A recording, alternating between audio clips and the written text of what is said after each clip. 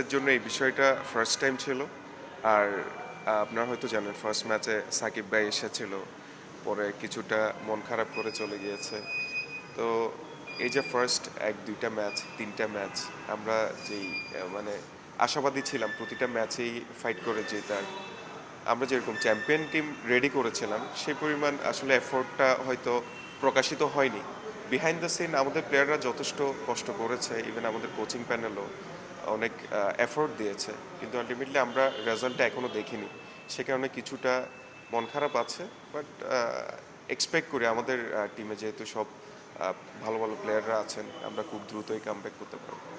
আমাদের অলরাউন্ডার কিন্তু বেশ ভালো ভালো প্লেয়ার আছেন। ইভেন গতকালের ম্যাচেও দেখেছেন তিসারা প্লেয়াররা কীভাবে ডিফেন্ড করে খেলেছেন, ইভেন পরিশেষে একদম উইনের কাছাকাছি নিয়ে গিয়েছিল।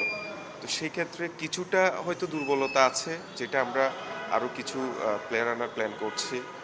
আর প্রথমের দিকে ওই যে আপনি যেটা বলেছেন কিছুটা দুর্বলতা আছে, কিন্তু আলটিমেটলি এমন না যে একদম দুর্বল, মানে খুবই কি বলে উইক বিষয়টা এমন না।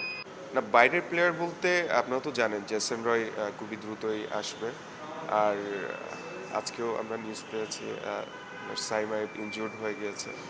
তো সব মিলিয়ে এটা আমাদের জন্য একটু ব্যাড লাকই বলতে পারেন যে আমাদের টপ পারফর্মিং যেই প্লেয়ারগুলো আমরা সিলেক্ট করেছিলাম ওনারা সামহাও ইনজুর্ড, এনওসি বিভিন্ন বিষয়ের কারণে আসতে পারছেন না।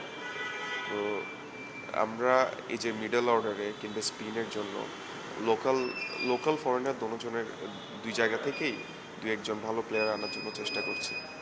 ডেফিনেটলি সাব্বির রহমান আমাদের সাথে খেলবেন, মাঠেও নামবেন। এখন আমাদের যে সিলেকশন প্রসেসটা আছে সেই প্রসেসের মধ্য দিয়ে একটু যেতে ওনার সময় লাগছে। যেমন আপনি লাস্ট ম্যাচে কিন্তু উনাকে দেখবেন, উনি টপ 15-এর মধ্যে ছিল।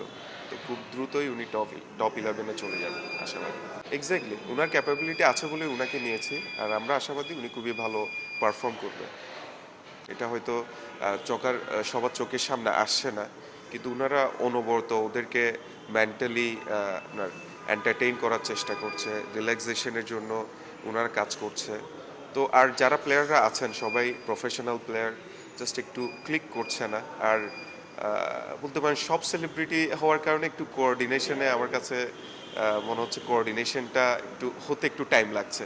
বাট হোপফুলি খুব দ্রুতই আমরা ব্যাক করব, খুব ভালোভাবে ব্যাক করবো এর জন্য এই বিষয়টা ফার্স্ট টাইম ছিল। আর আপনারা হয়তো জানেন ফার্স্ট ম্যাচে সাকিব ভাই এসেছিল, পরে কিছুটা মন খারাপ করে চলে গিয়েছে। তো এই যে ফার্স্ট ১-২টা ম্যাচ, ৩টা ম্যাচ আমরা যেই মানে আশাবাদী ছিলাম প্রতিটা ম্যাচেই ফাইট করে জেতার। আমরা যেরকম চ্যাম্পিয়ন টিম রেডি করেছিলাম সেই পরিমাণ আসলে এফোর্টটা হয়তো প্রকাশিত হয়নি। বিহাইন্ড দ্য সিন আমাদের প্লেয়াররা যথেষ্ট কষ্ট করেছে, ইভেন আমাদের কোচিং প্যানেলও অনেক এফোর্ট দিয়েছে, কিন্তু আলটিমেটলি আমরা রেজাল্টটা এখনও দেখিনি। সে কারণে কিছুটা মন খারাপ আছে, বাট এক্সপেক্ট করি আমাদের টিমে যেহেতু সব ভালো ভালো প্লেয়াররা আছেন, আমরা খুব দ্রুতই কামব্যাক করতে পারবো।